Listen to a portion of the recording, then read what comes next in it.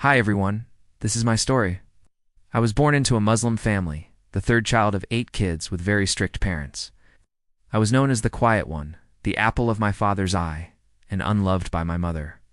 I know that sounds hard to believe, but it's true. She showed her love for us by beating us. She beat me a lot. I think that's why I became the quiet one. I endured a lot of physical abuse from her. I helped to raise my younger siblings, and I love and cherish them all. Bless them.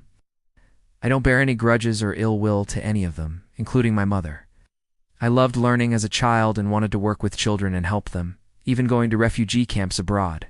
When I grew up, I went to college and took a pre-nursing child and community care course, which I completed successfully. However, my parents had other plans for me. On one weekend, at 17 years old, I was married to a man who was 13 years older than me. I cried the night before and prayed to die. I was so upset. I was sent abroad to the Gulf with him to get on with life. At 18, I gave birth to my first child, a baby boy. 2 years later, another baby boy. 3 years after that, a baby girl. And a year later, my fourth child, and last, another baby girl. Although I had 4 beautiful children, I was not happy.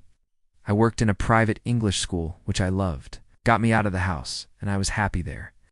But I had enough of my husband's physical and mental abuse over the years. So when my dad visited us, I told him everything. He was furious and sorted out a divorce for me. Fast forward, I escaped with my 4 children back to the UK.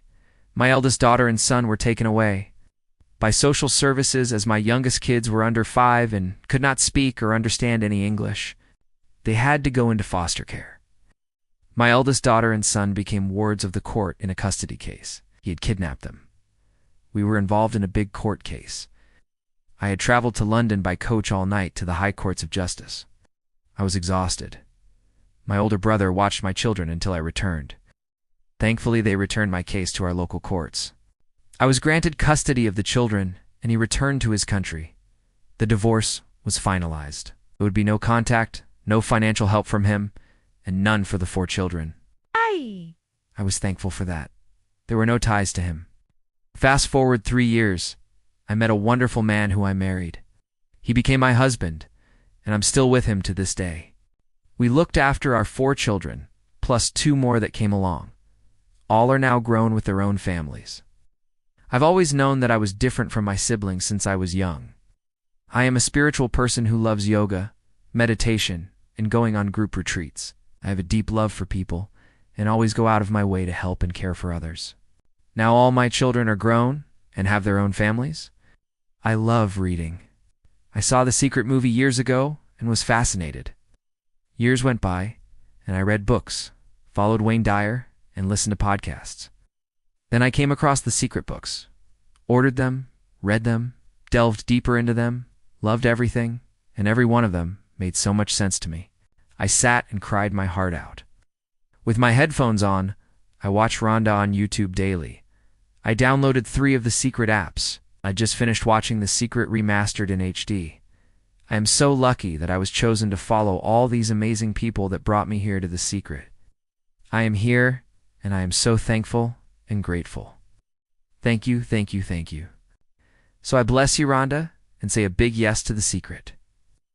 I sat down 2 days ago and realized that everything that I had thought of, from escaping, getting a house with a rose garden, marrying the man I loved, to the homes we have in the UK and abroad, all of that has been there all this time. It was all manifested by just my thoughts. I love you, Rhonda. Love your whole team. One day our paths will cross, and I will give you the biggest heartfelt hug for showing me The Secret. I am aware.